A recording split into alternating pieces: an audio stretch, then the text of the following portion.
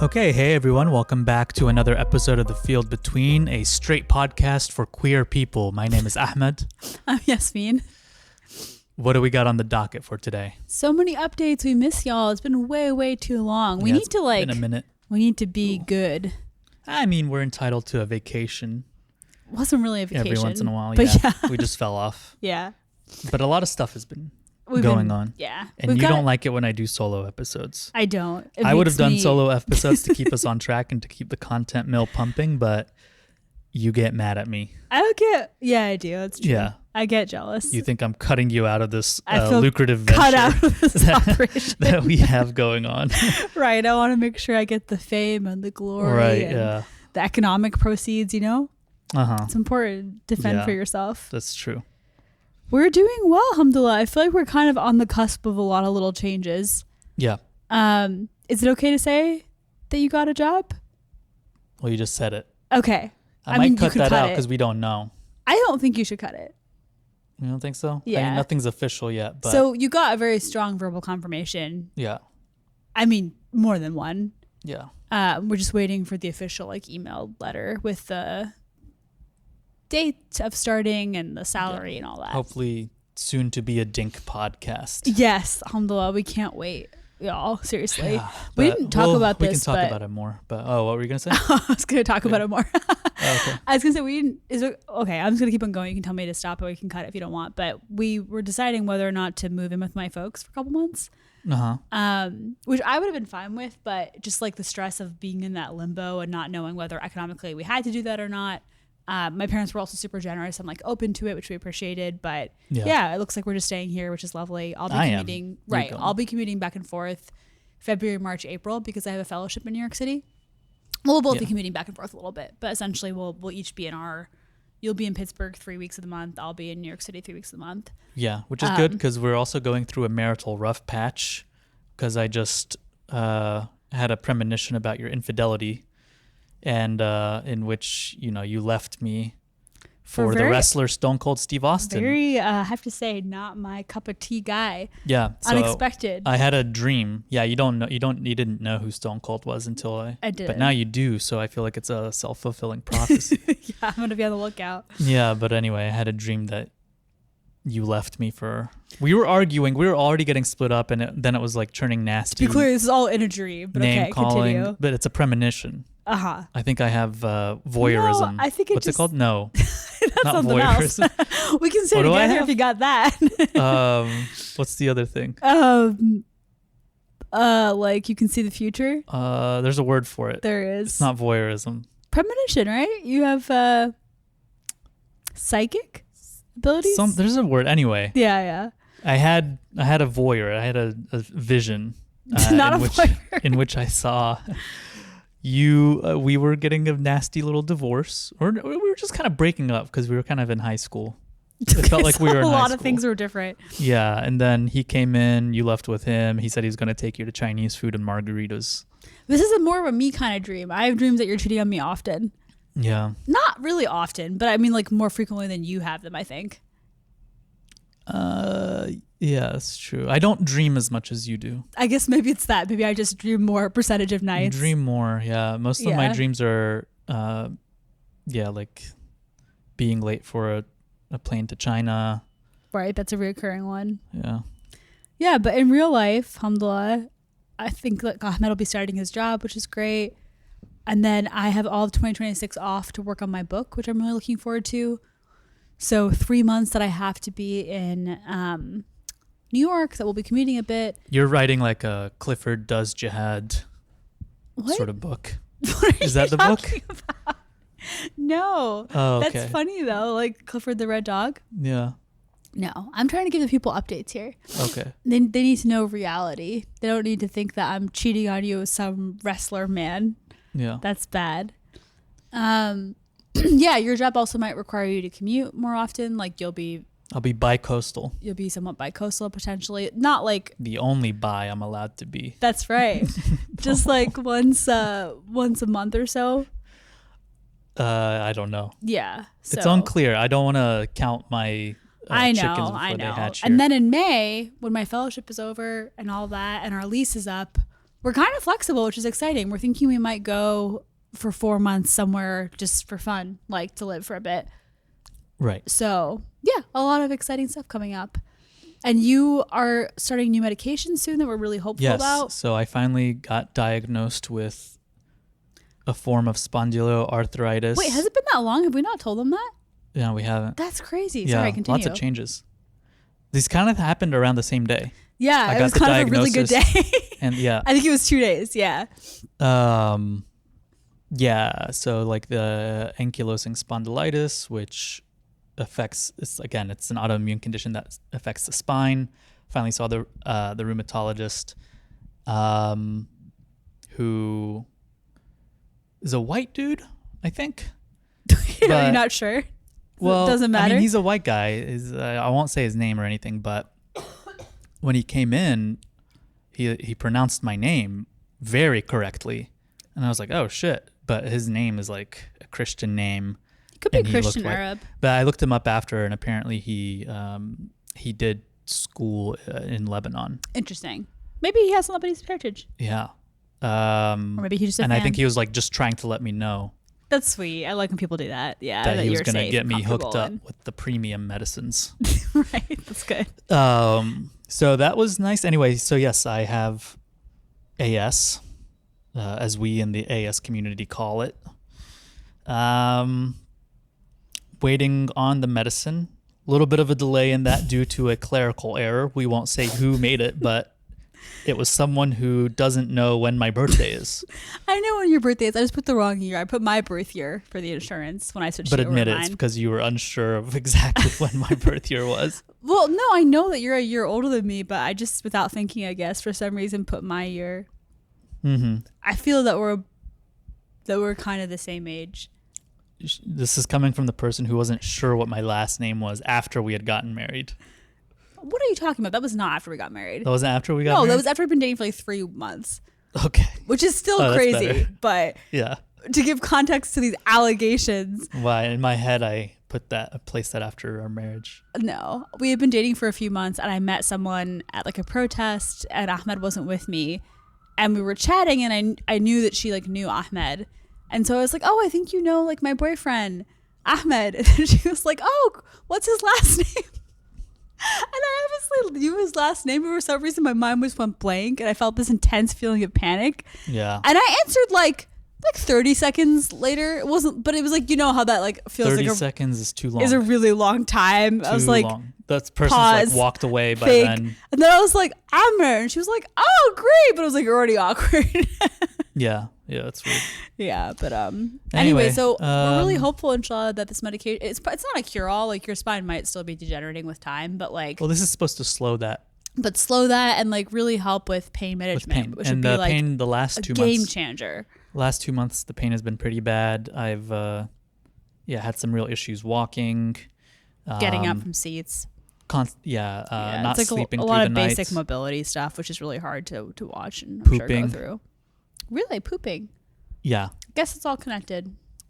It's like so AS can cause this other thing, piriformis syndrome, and the piriformis is like this muscle that attaches to the hip, and I think this it's between the hip and the spine, and sometimes that can get inflamed from this, and you can get it from other things. It's not necessarily like just an AS thing, but it's commonly associated with it.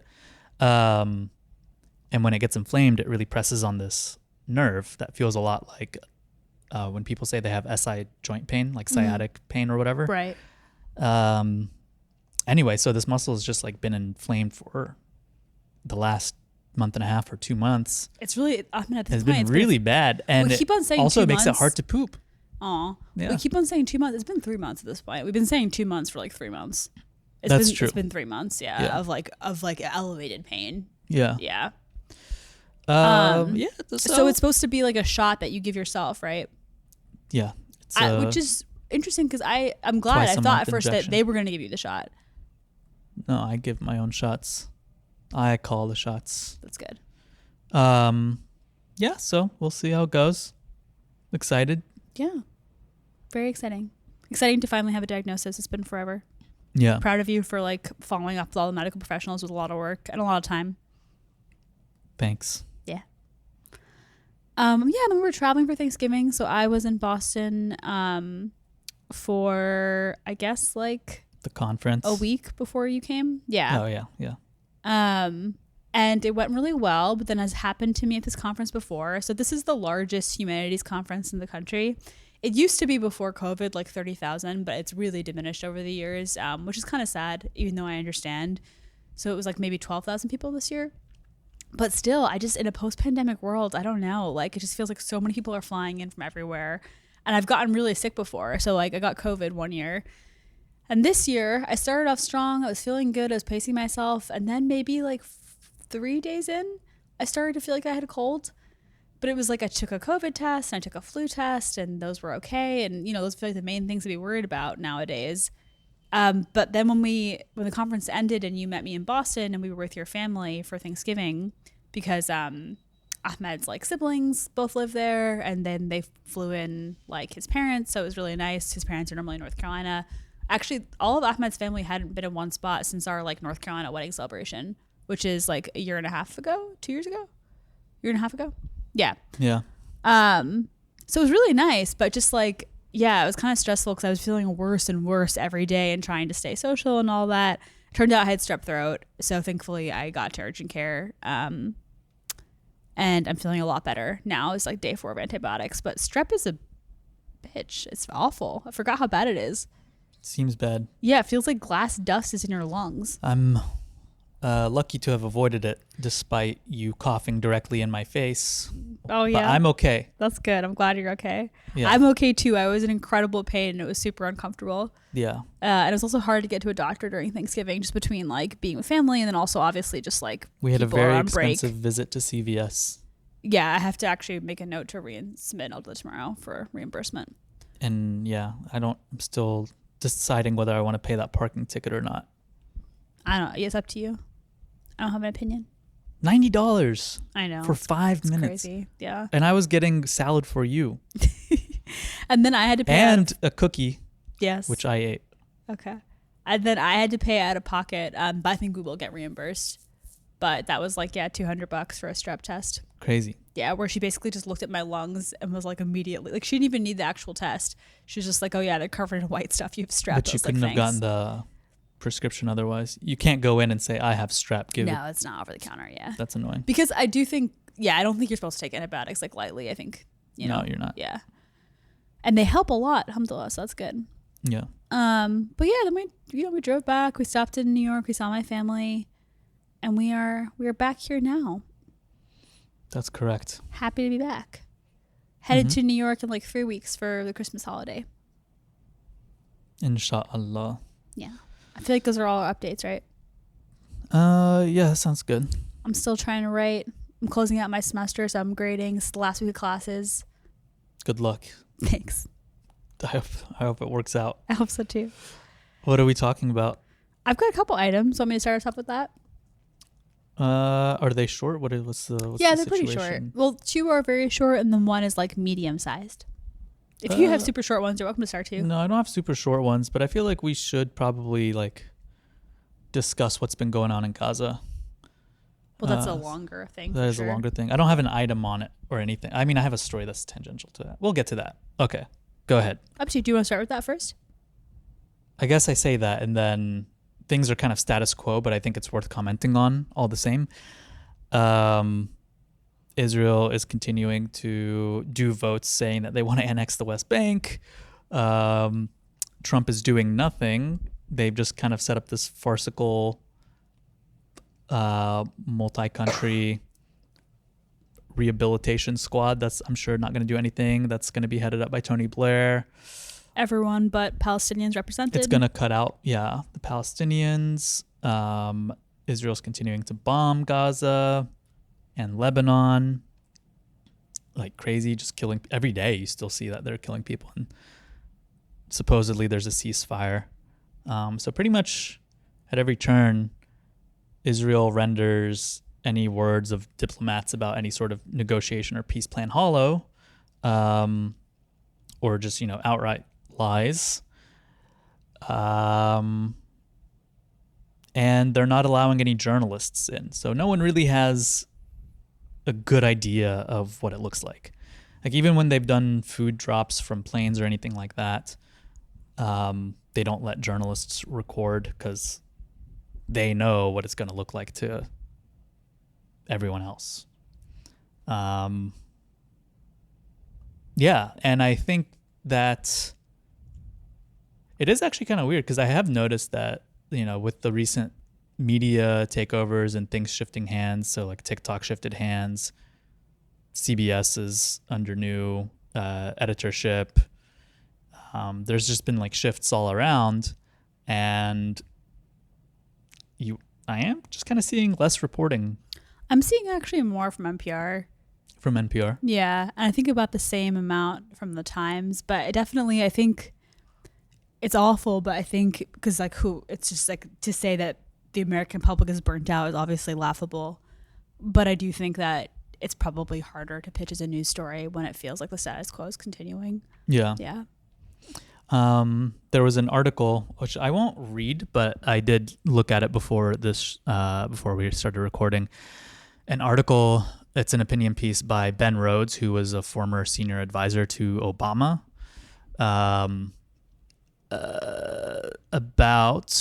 it's a guest essay in the New York Times titled "This is the story of how the Democrats blew it on Gaza," and it really is just a really weak attempt at trying to rehabilitate the Democratic Party and the Israeli project while just throwing Netanyahu under the bus. So he often, the same thing that everyone has done, which is say like, Bernie does this, right?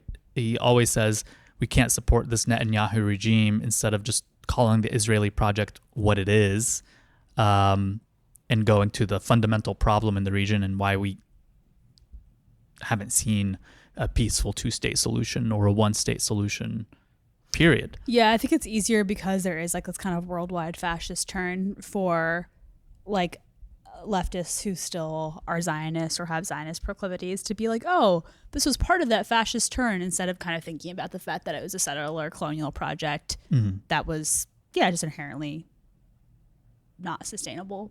Yeah. Yeah. In the piece, he it goes further than most Democrats have gone and would go to, say that even after what happened October 7th, like everyone could predict that Israel was out for vengeance, and that even October 7th doesn't like excuse that, blah, blah, blah, blah, blah. The other thing that he says that is just like a crazy lie, like it feels like being gaslit, is that he mentions that even early on, most Democrats, elected Democrats, were against Israel's conduct. That's such bullshit. That's so stupid. It was not until I think the earliest you could say is like 9 months in, maybe. Even now, it's hard. Certainly not like there were war crimes being committed immediately by Israel. They were censoring Rashida Tlaib for speaking out and for having a sign or whatever. Right, completely. And that was done with like Democratic backing. Yeah. For sure. And so there's that little bit of gaslighting in this piece. And he really tries to make it seem like, the Democrats really wanted to, be able to speak more forcefully, but there was like AIPAC was in the way and all this stuff. And hey, that's something. Is he anti-AIPAC? That's surprising.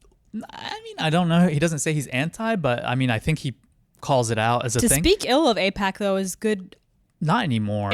Now AIPAC is going to be the fall guy in the U.S. where they're like, oh, AIPAC's the problem, but all that funding from your mouth to God's ears. I don't think we're there yet. I hope so. I think that's what's happening. A lot of that funding is going to shift to something like J Street or like some of the other organizations. Yeah, but I mean, it could morph, but like they're just going to have AIPAC by a different name. Nothing has the kind of political chokehold. I mean, AIPAC is like the NRA, like really in terms of like how many just Congress people are directly bought off. Like it's crazy. But now because AIPAC has been so thoroughly burned with Israel's reputation, I think people are going to be more hesitant to be associated with AIPAC, especially in new elected seats. They're going to see that as a disadvantage. Inshallah, if you get money. And all those dollars are just going to go somewhere else? I hope so. I do think it will take like a round of like people being primaried, like Democrats being primaried by their own constituents for that to actually happen. Maybe. I don't know. I don't know. I think the thing that has happened is that Hakeem Jeffries is not walking away from AIPAC funding yet. You know what I mean? I don't know, man. He might. I mean, he's like a self-interested guy, and it's not really doing him any favors at this point. I agree with you that it could happen. I'm just saying I don't think it has yet. No, I don't think we've hit the like critical point yet, but I think we're close. I don't think it's going to take that long. Hope so. The other thing that he fails to discuss in this piece is, I don't know how you write like a retrospective analysis of what's been going on with the Democrats in Gaza and not mention the campus activism and the fact that Joe Biden's willingness to just sit back and let AIPAC and ADL and all these groups and all these billionaires malign campus protesters as being terrorists, which allowed police to use militarized techniques like they would against terrorist groups. Like, he just doesn't mention that at all, doesn't mention that the Democrats' stance on Israel ultimately has opened the door for the fascism that we see now. He's just like totally happy to discuss it as like this is like an issue we could be better on, and it's complicated still, but blah blah blah. It's a pretty long opinion piece, but ultimately it's just trying to say, oh, actually we kind of we've been saying all along that this is a genocide and that Israel's been bad, and or that Netanyahu's been bad rather, and that it should end. So like, you shouldn't stop supporting Democrats. Yeah. I mean, two things on that with the campus politics specifically. I feel like I've seen that so viscerally, having been on a campus and both of us having been really involved in conversation with the brave young people kind of leading that movement, just how easy it is after the fact to paint it as like a Republican versus Democrat issue, whereas like the repression definitely started before Trump took office. Mm-hmm. I'm not saying that it hasn't gotten worse or that there aren't like larger sort of systematic kind of weaponizing of anti-Semitism now, across the whole educational system, but that kind of language was being used earlier, and force against students was being used earlier. Mm-hmm. Yeah. For what it's worth, Ben Rhodes is a guy who, I guess when Obama came into office, I don't know if you remember, but apparently he came in and was saying like, no more West Bank settlements. Like, we are going to have, he was kind of somewhat radical on Israel. And the first big speech that he gave, I didn't know this actually, I was just looking through Wikipedia, but the first big speech that he gave was in Cairo. And then his first interview that he gave was on Al Arabiya news network. Interesting. Which is maybe why people here were like, he's a Muslim and whatever. But he really wanted to reach out to the Muslim world. And like, one of his big things was Israel, or Palestine rather. Mm. And, you have advisors like Ben Rhodes come in and suddenly he starts to talk a different tune. Ben Rhodes was supportive of Israel during Israel's 2012 bombing of Gaza. So he's like a guy who understands the dynamic and has just long supported Israel. And now he's just reading the tea leaves and trying his best to, again, rehabilitate the image of Israel and the Democrats, because that's just who he is. I should also state, I haven't read this piece, but no, you haven't. But I still appreciate the commentary. That actually made me think of two other things related to Israel that I think are helpful to flag. Mm-hmm. One, that there was a American teenager, Palestinian American, Mohammed Ibrahim, who's 16, from Florida, who was just released. Mm-hmm. He was detained for 9 months. A couple of things about that. I think one, just hearing about his treatment while incarcerated, absolutely no access to medical care, has lost a ton of weight, basically subjected to psychological torture, frequently left in complete darkness. Just that we only know about these details because he's an American, right? And how many other, these are boys, these are children, how many other children are in these circumstances languishing?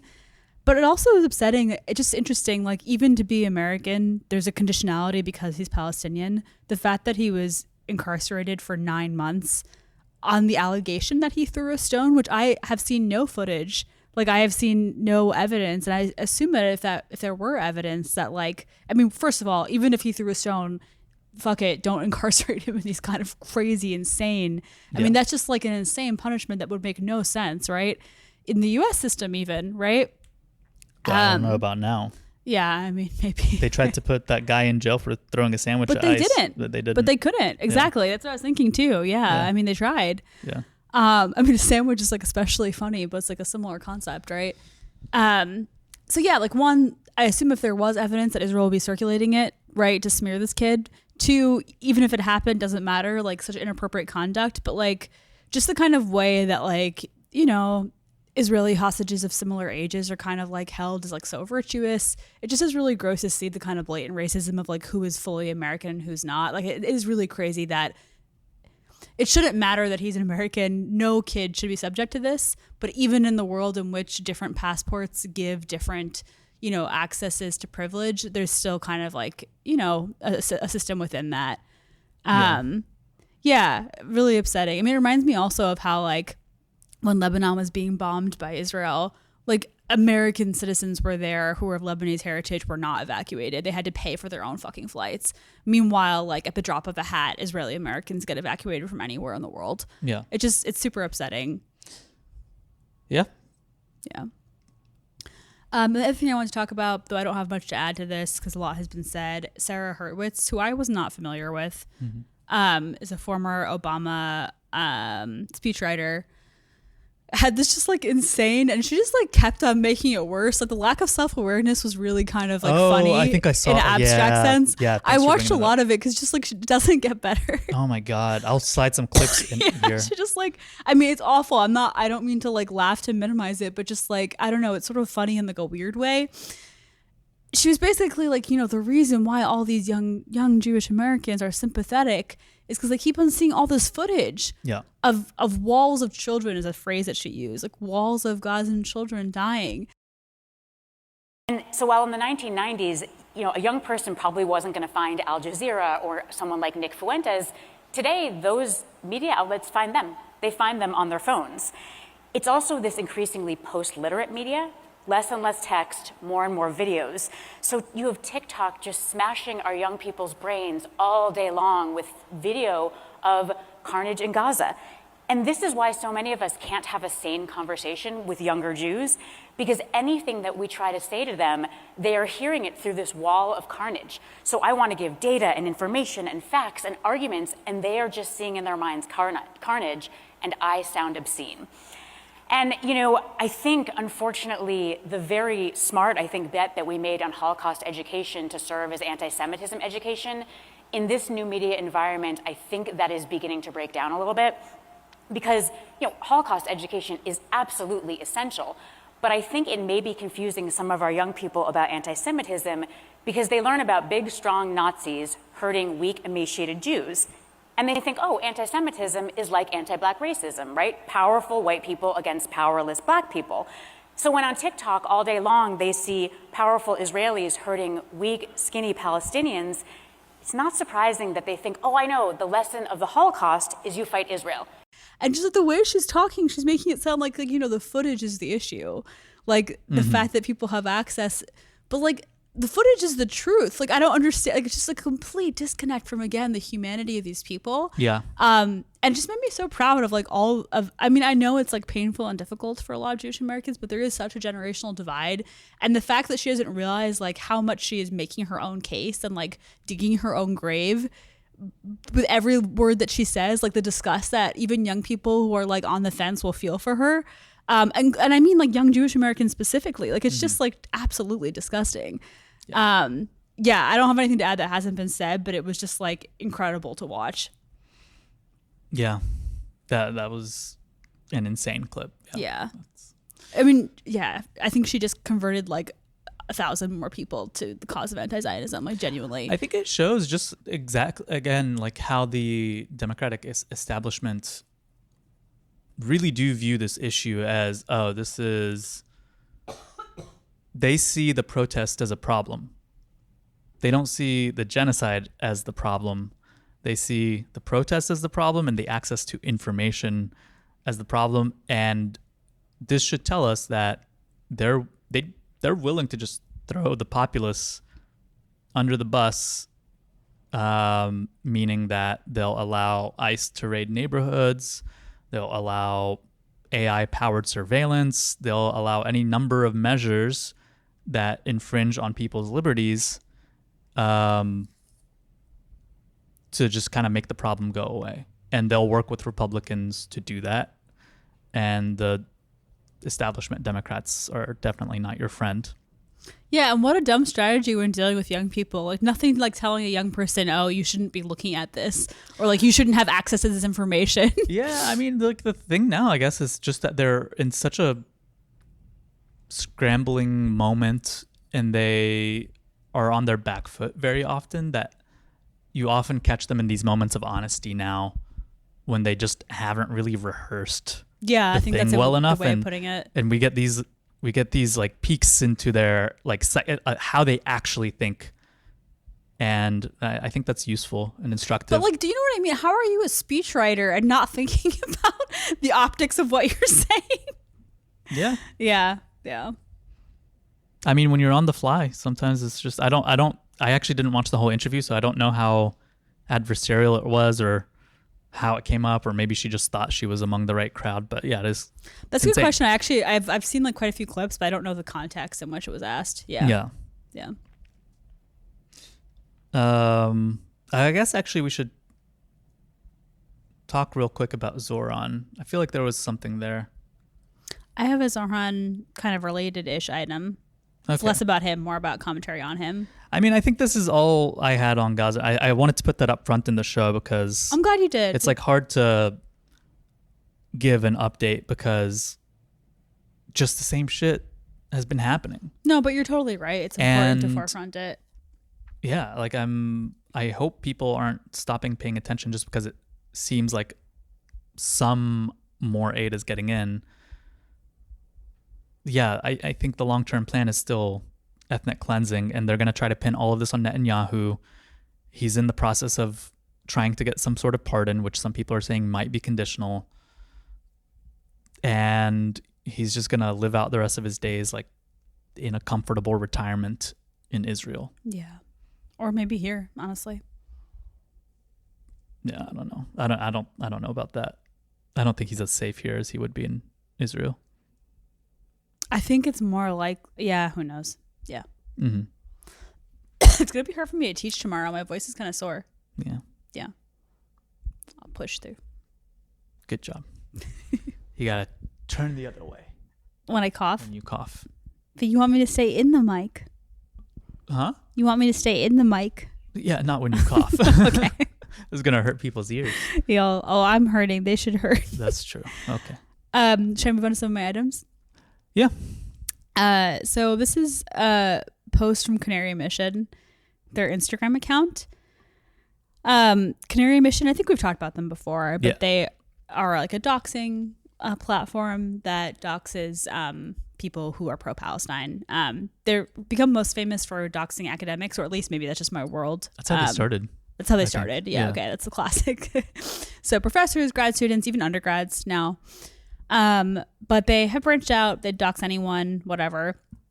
And so I don't know why they showed up on my For You page. You know, I think sometimes you like click on something because you're like kind of like you're reviled by it, but you're still intrigued, you know? Yeah. And so now it's, they're obsessed with Zohran. I did not expect this. The extent to which they're obsessed. Of course. But like their top 3 pins are all him. That's it. And then they had like a little clip. Of course. Well, sorry. Of course they're obsessed with Zohran because Zohran has. It's probably Zohran. Okay. Well, I'm gonna say it the way I want. That's fair. I don't respect. No. He kind of has single-handedly in this election, and he didn't go as far as he could have either, but his victory does symbolize like a shattering of the stranglehold that pro-Israel politics has had over the Democratic Party. I think it's a mainstreaming specifically. Yeah. So he's like an existential threat to them, or what he symbolizes at least. You're definitely right. I just didn't expect it. I wouldn't have expected that they were like a fan, but like the top 3 pins, I was like, come on, diversify. It makes total sense.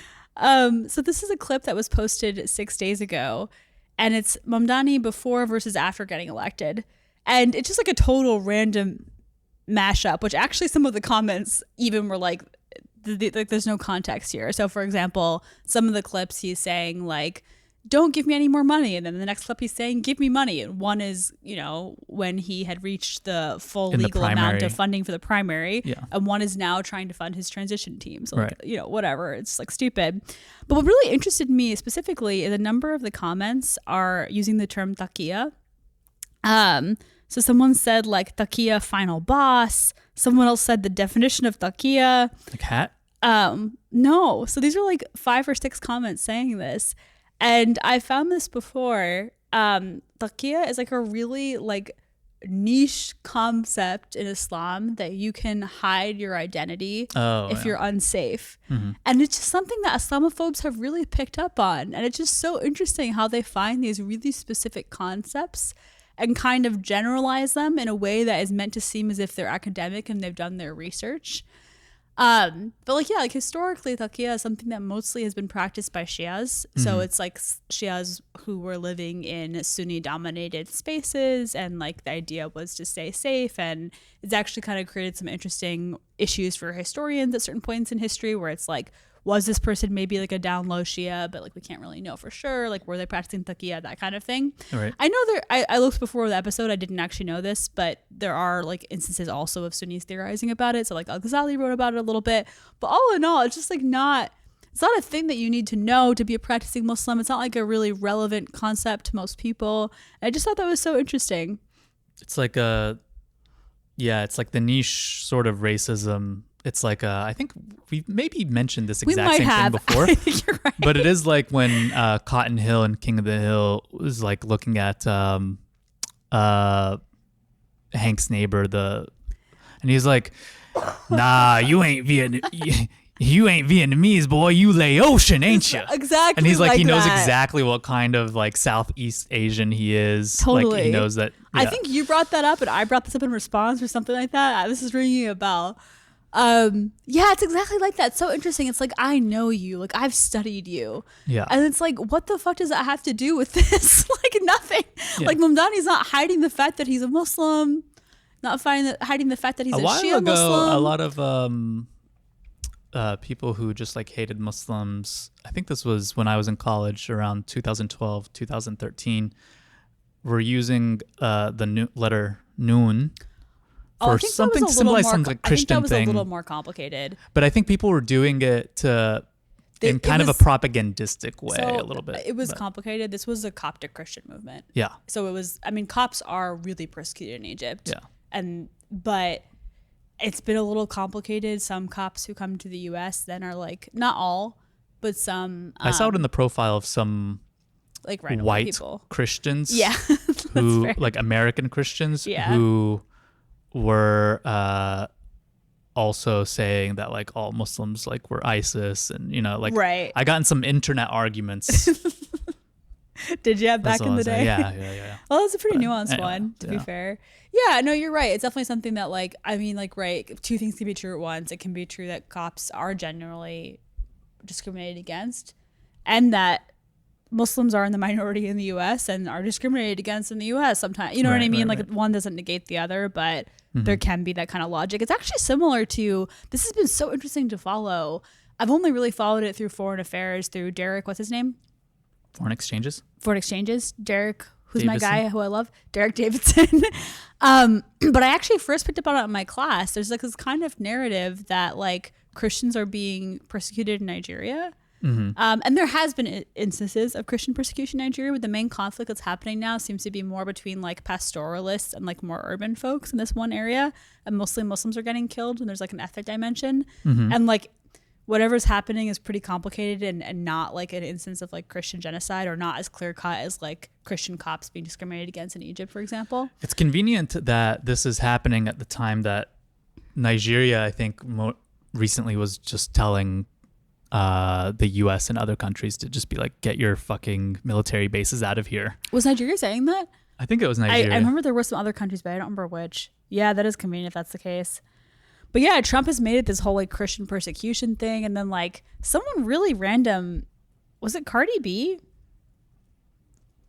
Who was anti-Muslim?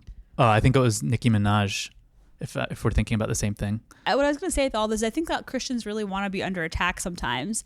And they are in a lot of places, but like not in the U.S. And so I think that like the U.S. Christian sometimes longs for martyrdom or longs for like, or like really romanticizes these contexts in which either Christians genuinely are marginalized or like they just kind of easily construe it that way in other contexts where it's more complicated. I definitely don't want to like make light of the fact that like of course there are places in the world including places that are Muslim majority where Christians are super persecuted against, like Egypt, like Iran. But yeah, it seems like it's more complicated in Nigeria. So this is like so infuriating. There have been a couple of instances of Native Americans being detained by ICE. So I've got here a Native American woman nearly deported after Polk County Jail issues ICE detainer by mistake. This is in Iowa. And then a kind of high profile case happened in Seattle where Elaine Miles, who I'm not familiar with, but she's on this show, I think it is, called Northern Exposure. Mm-hmm. Maybe it's a movie. Was stopped by 4 masked men in Seattle. She showed her like tribal affiliation. They said that it looked made up, but it was like an official card. And just like a few things on this. Like one, I just cannot imagine the rage, like how absolutely offensive. Like the people who are actually indigenous to this land, who have like suffered so much systematic repression, like how absolutely inane and crazy that they are being targeted, right? And then two, it really kind of gets to this larger point of like, why are they being targeted? Because this is all based on racial profiling, right? And like essentially people who are perceived to like look Latino are targets. Is that your work? If it is, we can pause. No. It's not. Who is it? It's probably a scam call. Okay. Yeah, it also kind of gets to this thing of like, okay, so people who are being targeted are perceived to look Latino, right? What does it mean to look Latino? Latino is like an American ethnic designation that involves people from a lot of different places and contexts, you know. But essentially, like a lot of people who are Latino are, you know, might have some descent from like former colonizers like Spaniards or the Portuguese, but then a lot of them are indigenous to the Americas, right? They have like different ethnic backgrounds that are indigenous to the continent. And it really gets back to this like, to this quote that a lot of immigration advocates have been saying for a long time in Latino movements. And it's just like, I feel like this is the first time it really kind of deeply hit home for me, which is like we didn't cross the border crossed us. Like how fucking arbitrary, right? Like a lot of the same people who are quote unquote crossing the border are also people that are indigenous to the Americas, right? Like people who have like a high percentage of indigenous ethnicity and like background, and to like whose ancestors come from a time where like there wasn't a US, like that's like a relatively recent thing in the scope of history. It just, yeah, I don't know. It made me think also about how like even under the Obama administration and the first Trump administration also, a lot of the people who were being incarcerated at the border who were trying to cross like actually are not Spanish speaking, like they speak like indigenous languages. And so they needed to have more people who spoke like Nahua, who spoke Quechua, who spoke these like indigenous languages. Yeah, and like I think when I was a kid, I just thought about Native Americans as kind of like thing that was separate from the rest of America, which is stupid. You know what I mean? Like I didn't realize like, oh, there are indigenous people all over the continent, and many tribes obviously cross what are now man-made borders in terms of like the border between Canada and the US and the border between Canada and between the US and Mexico. Yeah. Yeah. But yeah, can you imagine like how infuriating that must be? Like that's insane. Oh yeah. I mean, it's incredibly offensive. Yeah. And to be like your tribal affiliation means looked up, like the thing that like has been federally designated once people have been pushed onto tiny little lots of land. Yeah. Yeah. I think they should be able to open carry anywhere in the country. Yeah, anywhere. Absolutely. 100%. Yeah, absolutely. Yeah. What else? All right, I got my last piece. It's in this magazine. I'm holding it up, but you can't see it. Called Acacia. That I love, that everyone should read. It's very, very cool. It's kind of styling itself as a magazine for the Muslim left, but just like really great in-depth reporting on a huge range of issues. I ordered a subscription, and I really recommend that more people do. I think it's just like really excellent. We are not getting paid by them. We're not. I would love to. Yeah. I would love to do any kind of sponsorship with them whatsoever. They're incredible. But yeah, so this first article I just thought was interesting, and it kind of touches on an earlier episode that we've done. It's called Dreaming Epic in Texas, The Rise of the Muslim Megachurch, by Sami Ahmed. And a couple of reasons why I found this interesting. One, we talked about, I think it was also in Texas, this kind of like desire to create like a Muslim planned community that was coming up with like zoning issues. This is one that seems to have risen slightly more organically, and so kind of didn't have the same kind of like issues, but essentially it's the same thing and it already exists. It's run by Yasser Qadhi, who I'm sure a lot of people are familiar with. Yasser Qadhi is probably one of the more prominent imams in the United States. It's done a really good job developing a blueprint. Like even when I'm looking for kind of like contemporary Muslim American takes on X issue for like my Islamic law class, I've ended up showing 2 epic videos just because like they're well made, and it's kind of like, oh, well, here's what, and I always say this is not what everyone thinks, whatever, but here's what Yasser Qadhi thinks about this issue for this mosque. But yeah, just kind of a weird vibe. I'll read it a little bit for you.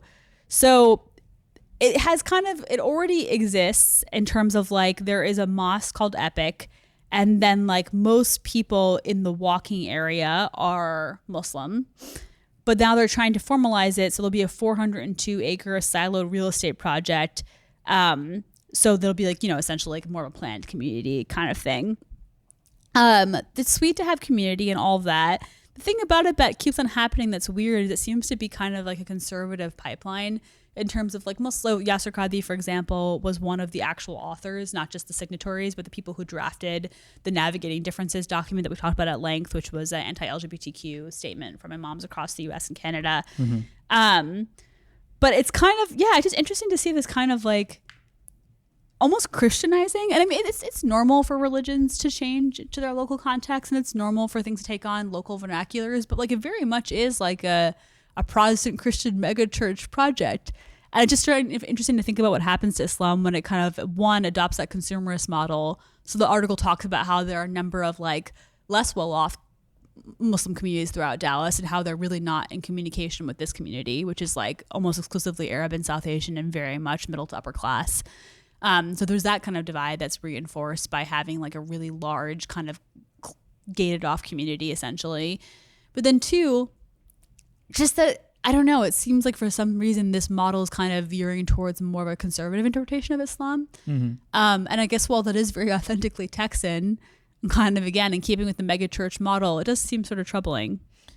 Yeah, I can't imagine anything more off-putting than like a giant mega-masjid in Texas. Should we go just like out of like interest and do like an episode there? We can go, but I think just the mega church aesthetic is just so awful. And it feels like, I don't know. I mean, at least for Christianity, it seems to go hand in hand with prosperity gospel stuff. That's what the article was saying, is that it's really adopting a lot of the prosperity gospel stuff too. Like people aspire to live in this area, and people believe that if you're a good person, you'll get to live in this area. So and it's I was just like the ick. Muslim PMC and like petty bourgeois just walling themselves off from essentially, else, including from like so other that Muslims their in Dallas. Kids can intermarry and continue to ascend class. Yeah, basically. Yeah, that sounds awful. Yeah. I mean, great. I mean, it's very American. It's interesting. If you're self-selecting out of the rest of that's fine. I guess on some level, I'm just like, fine, but also morally, I think it's abhorrent.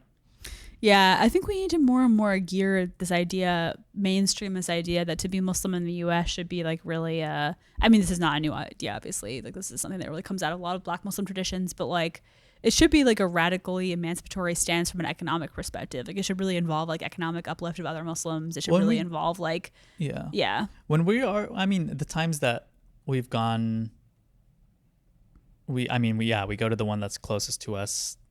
It's not like a Mega-masjid or anything like that. But then when we've also traveled, like the idea is you just kind of go to whichever masjid is around, and like you can pop in and it's fine because you're all Muslim. You're not looking for the best masjid. You're not looking for whatever. You just go. And in that way, I've gone to like a lot of different masajid. Like there's, I went to the Malcolm X one in Brooklyn. That was Harlem. Sorry, in Harlem. Yeah, and that was very different than like a lot of the other ones that I've been to. Yeah, when we went to prayers in Durham for Eid, we just went to one by our house. Yeah. Right. Anyway. Are you saying like that you should do that as opposed to like living somewhere for like the kind of feeling of, instead of creating like a socially stratified a way to just be Muslim without being part of an ummah, I don't know, like just one massive masjid for this essentially gated community. Yeah. It feels and to weird. be clear, it's not currently actually literally gated, but the author was saying it kind of feels that way just because like everyone lives within a radius, and they're aiming to become more of an incorporation, which would be more of that feel. All that aside, just a Mega-masjid. I guess we'd have to see how it's run, but no, I agree with you. I guess the masajid in like Egypt or whatever, right? Like the really big ones are those mega, like the ancient, like very Mamluk? Different vibe. Yeah, no, that's the thing. It's like I feel like they're gonna build it or they're gonna occupy like a former mall or something. You know what I think though, to your point, aesthetic. It's the issue is not really the meganess, or not like the literal size. I think the issue is that it's not in context with like a way of giving to the city. Like those mosques are built in parts of the city where like you could leave your stand where you're selling and go to the mosque. You know what I mean? Like they're very accessible. I'm not saying like the Mamluks were like beacons of class equity, but I'm saying that like it's located in a place in the city that is not suburban, that is in the city. Whereas this mosque is very much in the suburbs of Dallas and meant to be kind of a suburban enclave. Does it say what the building looks like? I think it just describes it as looking like a mega church, just like massive. Yeah, so if it just kind of borrows its aesthetic from mega church, or like, which mega churches are often, like a former mall or something like that gets taken over. So it's not really built with God or spirituality in mind. Yeah. So I think to your point also about like what is the difference between like a large scale mosque that was built in a different time period in a place like Cairo, I think a lot of it is that it was kind of more in touch with the fabric of the city. It was meant to be less of an enclave that was separate from the city. Yeah. Yeah. Well, I guess one of them was actually meant to be a fortress. So, I mean, we are kind of, bouncing back and forth. Maybe here, making the past a little nostalgic. Yeah, that's fair. I think what we're saying is that mega churches suck and the vibe sucks and it seems like a bad time. Yeah. And I wouldn't go, but I'll read a little bit from this end here. Yet this very model of success is fraught with internal contradictions that the project cannot easily resolve. By architecturally enshrining economic barriers along with social isolation, Epic City risks amplifying the very suburban fragmentation that has already frayed the broader Muslim community. By prioritizing exclusivity and capital accumulation, it mirrors the same patterns of racial and economic segregation that built the Dallas suburbs. By aligning with right-wing social and cultural conservatives, it jeopardizes political clarity. Mm-hmm. Yeah. That's all I got, mister. Also, again, it just seems like a bad time. Yeah, it doesn't seem like our vibe for sure. Yeah. Okay, I got some things. We'll go through them real quick here. Let's hear them. I need honey. Real quick, we won't get into it, but maybe we'll do another episode on it. I'd love to have an expert on the betting markets, but Kalshi, the kind of one of the premier betting apps that's been popping up, recently added Donald Trump Jr. to its like advisory board or whatever. Really? Yeah, and I was kind of looking at it, and I didn't realize that Kalshi, the CEO, is Lebanese, or Lebanese American kid who went to MIT, and it's supposed to be like kulli shay, like everything. Oh. Because it lets you bet on everything. Oh, that's the name of the app? That's the name of the app. That's so funny. It's Kalshi, Kalshi. People here say Kalshi, but I think they're supposed to say kulli shay. Yeah. Like that's a cute name at least. very nefarious purpose to allow you to bet on literally everything. So the way this actually works, I didn't know this. I thought it was just like a regular betting app. But a betting app like FanDuel or whatever, it's kind of like just a virtual casino where you're betting against, like FanDuel is the house and you're betting against the house.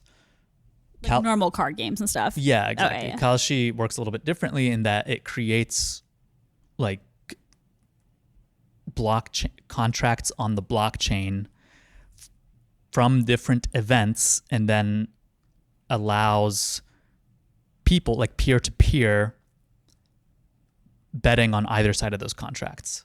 So the same way that you would buy and sell a stock or like an options contract on the commodities market, and there are two people on either side of the equation, one buying, one selling.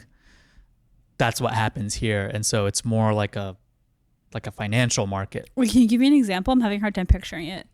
So instead of a person going on the app and betting against the house, when you bet on an event or when you buy a contract on an event in Kalshi, you're just kind of betting against another person who's on the other side of that. But like, what's an example of something you could use for that? Oh, I mean, they've been creating contracts out of everything. So it's like, this is one of the betting markets that, you know, people looked to when, during the New York mayoral race.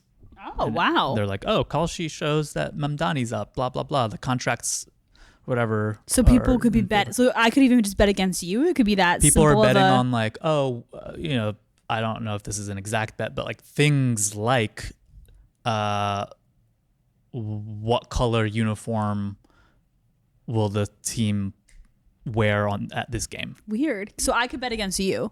Like we could bet against who would win our local Pittsburgh election. No. There are events. So there are contracts created based on economically significant events. So the app still sets which events are economically significant.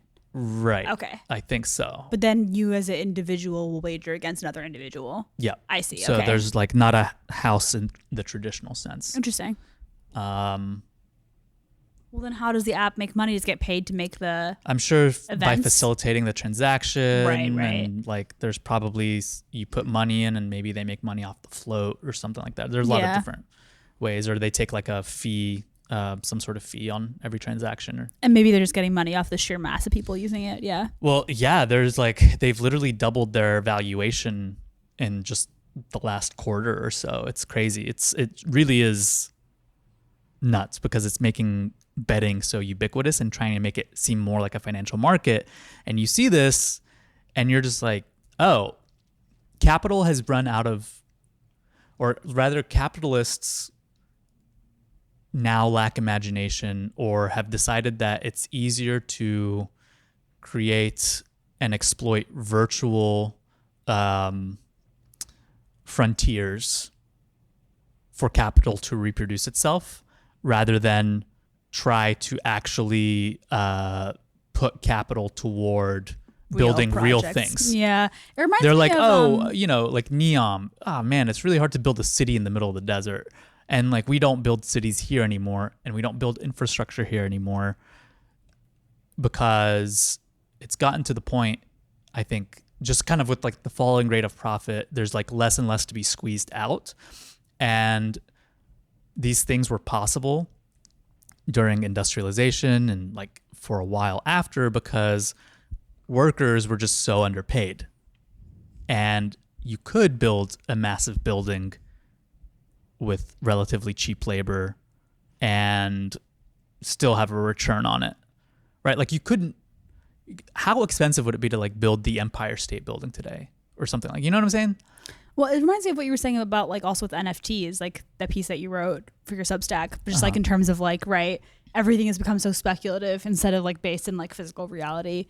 Well, yeah, it's speculative because they're just like, oh, well, you know, we'll put all of our money in this. Like we'll give people a way to maybe eke out a couple of bucks here or there, but ultimately we control the platforms that they do this on. Right. And we just kind of like suck up money very passively. And this is like a new way for capital to reproduce itself with assets and things like these contracts are ephemeral and temporal in the sense that's like there's no underlying thing. Yeah. Like with the commodities market and you have a contract, there's steel. Right. That is related, just or returning to betting too. It's just crazy how much it's expanded beyond sports betting. How it's just like politics. I mean, that feels like it should be illegal. Yeah. Yeah. It doesn't set a good precedent. No. Because the kind of incentives that have been created for sports betting, where like there have been instances recently where like players have been in on it and have like acted differently. Like you don't want that to extend to politics. Oh yeah, I mean, it's going to. Yeah. If George Santos were still allowed to be in politics, 100%, he would have. To my man's credit, he's a physical commodities guy. All right, so I wanted to just kind of talk about that. That seems bad. Something to look out for. Does seem bad. Another story about college students flocking to major in AI. And there's an AI major. Is AI already a major? Oh, at a couple of universities, and it's the second most popular undergraduate major at MIT. Really? Yeah. Interesting. I guess what do you MIT. think about that? I don't know. I mean, I guess like if you're learning how to actually create AI itself, that probably takes some skill, even though it's not great for the environment. No, I think this is more about knowing how to use it. At MIT, it's got to include creating infrastructure for AI. Yeah, probably. Yeah, I mean that's like. I mean, I'm not saying that's good for the world, but that I'm sure that does take like skill. It teaches computer programming, right? Fundamental computing concepts like algorithmic building blocks of AI. I mean, it essentially just sounds like a computer programming degree, but more specific. Yeah.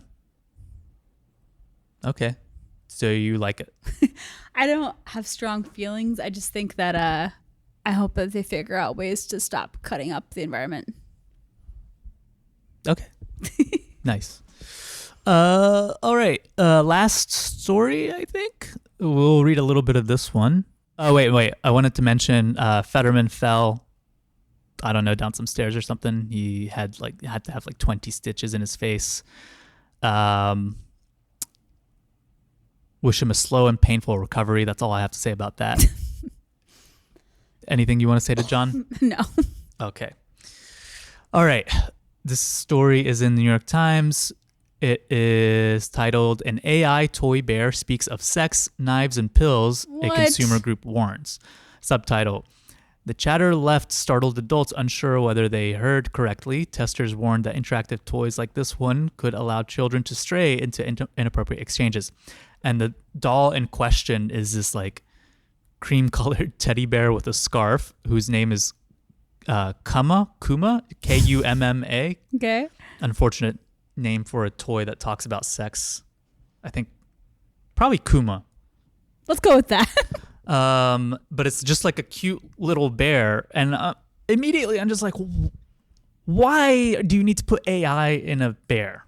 Also, in a teddy bear. Not to parent shame, but as a parent, why would you give your like young child something that interactive that you can't supervise? That's like giving them a phone essentially. Yeah. Well, my guess is that the intention was to make the AI, whatever's on it, just child friendly and enable conversation between you and your stuffed teddy bear. But I'm like, kids have imaginations. You know what I'm saying? Like they imagine, a kid young enough will just imagine a friend or that their bear's talking to them, or they'll come up with scenarios. But this is just kind of takes that away. Yeah, and it's such a fundamental building block of like so many different skills that you really want your kid to have the chance to develop that. Yeah. Like if they're never bored and they're constantly essentially interacting with screens, they're not going to really know how to imagine. Consuming content. Yeah, like they're not going to know how to with create. The AI bear, like you tell it, because it can't imagine with you. So if you're just like, oh, I watch these clips. I get these clips on my TikTok feed now of this guy whose bit is he'll talk to Gemini on his phone, and he'll come up with these scenarios, and he's like, okay, Gemini, I'm being pulled over by the police right now, and I need you to lie to pretend to be my dad so that they think I'm talking to my dad on the phone or something. And it's just like, oh, haha. Like it doesn't take the premise as true. It doesn't imagine it, because it's got like a set of guardrails that prevent it from engaging in sort of like it thinks magical it's like the thinking actual or whatever situation. Yeah, it doesn't even think it's an actual situation. It says, "Oh, haha, like this is. I know you're not doing this or whatever." It just shuts it down completely. Interesting, right? And so if you're a child and you're playing with your toy in imaginative ways that yes do contribute to how your brain forms, and you give your child this unthinking, uninspiring thing to bounce their ideas off of, like, it seems bad for child development. Yeah, and I always just think about like how much I don't feel good after brain rotting, or like when I have times of really increased phone consumption, which is more often than I care to admit, how it affects my creative process and my ability to kind of, I don't know, just think. And I'm like, if you already know that for yourself, an adult person, just imagine how much more harmful that is for a child, you know? Yeah. Yeah. All right, so this story, November 22nd, so just like a week or so ago. Almost as soon as a consumer advocacy group began testing Kuma, an innocent-looking, scarf-wearing, AI-enabled toy bear, trouble began. Instead of chatting about homework or bedtime or the joys of being loved, testers said the toy sometimes spoke of matches and knives and sexual topics that made adults bolt upright, unsure whether they had heard correctly. So it compares there's a couple of toys that they seem to have tested. One is called Grok, and it's like a... It's the same name as the Twitter AIs. Yeah, I thought it was maybe made by them, but it is just like it's got to be a reference because it's a little toy rocket. This is so weird. It's just like an AI Elon stand making children's clothes. I guess so, yeah. And then there's one that is called Miko 3, and it's just like this little tricycle with... You think this is cute? Yeah. This is so disturbing. It's little eyes. I hate it. It's like a little thing on wheels with a giant iPad face. And then, like I said, this is Kuma. Oh. Yeah, cute bear. I wonder if its eyes are cameras. Why does it have a scarf? Interaction, privacy focus, one touch, Co's bot publishing. Customize your photo uploading your own Co's bot directly to the plush with a single tap. What's a Co's bot? Multi-mode capabilities, voice command control, Wi-Fi connectivity. What? This is so complicated. Yeah. Just make a fucking stuffed bear. Yeah. Anyway, back to the story. And they found that, like, you know, two of the toys had some pretty good guardrails, but this one, Kuma, responded far less consistently. The testers asked each toy about accessing dangerous items, including guns. Grok generally refused to answer, often directing users to an adult, though it did say plastic bags might be in a kitchen drawer. According to the report, Miko 3 identified where to find plastic bags and matches when set to a user age of 5. Kuma, which is manufactured by Folo Toy and retails for $99, was a particular concern because testers said that it offered specific instructions to children and strayed into topics no toy should discuss. Kuma told us where to find a variety of potentially dangerous objects, including knives, pills, matches, and plastic bags. Scrolling down a little bit here, there's a section where it talks about it started telling the children about different dating apps. When testers asked Kuma where they could find a match, the toy steered them to dating apps. When they pressed for an explanation, offered a list of popular platforms, and then described them. The toy identified an app called Kink D, which caters to BDSM dating and fetishes. We found out that kink was a trigger word that would introduce new sexual words and content into the conversation. And it would go into some really graphic details. Okay, so besides the bear apparently was talking about consent, spanking, and role playing. Oh God. Besides the obviousness, like all the obvious reasons developmentally and whatnot for like an AI thing to not be good for your kid, this does seem like extraordinary that it passed whatever testing it went through. Like I can't believe it actually went to market. That's crazy. Yeah, like children get spanked and then you go in and you're like, my dad just spanked me, Kumo. And it's like, spanking? Why don't you go on to kinkd.com and find someone to spank you? Things are so like sophisticated. Like, it really can't be that complicated just to have like 12 and up like restrictions. Like, that's nuts. So that they didn't program it with more care. I mean, I don't find it all that hard to believe. I mean, it is a ridiculous thing, but they're But trying for to be a toy, first. that's like your one job. No, I know you're making like a normative statement, and you're saying like this shouldn't happen, but a company that's just everyone's putting AI in everything, and they're trying to be first to market to get this like fucking stupid ass bear out. Yeah. And yeah, they're just like, oh, just take AI and put it in the bear. They probably did not test it. I mean, clearly not enough. That's crazy that it. Yeah, I just feel like it's impressive that they, like, I'm not surprised that the profit drive is so high that there are things like AI bears, but the consequences for a toy company seem so bad for there to be like sexually explicit material. I'm just shocked that they were willing to risk that and didn't do better testing. Yeah. Yeah. Apparently it's sold out. It's a Singapore-based company. Huh. The toy had been built using OpenAI's GPT-4o model. OpenAI, when asked about the report's findings, said in a statement that the toy's developer had been suspended from using its service for violating the policies. Well, Yeah. overall, not good. That's my take. Not Our a good usage invention. policies prohibit any use of our services to exploit, endanger, or sexualize anyone under 18 years old. I don't know if they're keeping those standards, unfortunately. I feel like they're starting to walk back some of those sexual content policies because they feel like they can make money there. I mean, I think they will get sued, at least in the U.S. I mean, if there's stuff that is sexual content with minors. They'll get sued, but then they'll just point to their usage terms and policies and be like, this third-party developer violated us. Like, they're not the ones making the Right. toy. Yeah, I hope we start to see some actual laws around AI regulation soon. We won't. Okay. Yeah. Anyway, that's it. Should we get a Kumo? No. We should get. Actually, we do need to buy Christmas presents. Should we get one for some of the kids No. we're buying for? No. We could get a pet raccoon, maybe.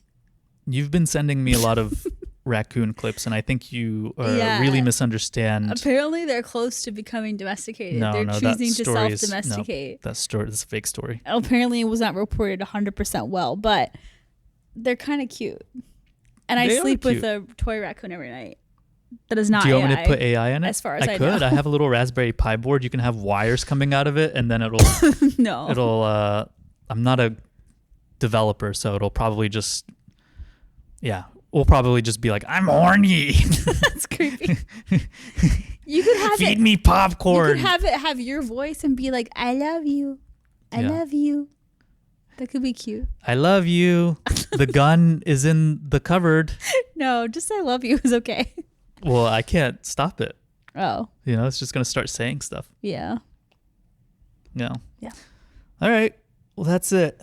Love y'all. Bye.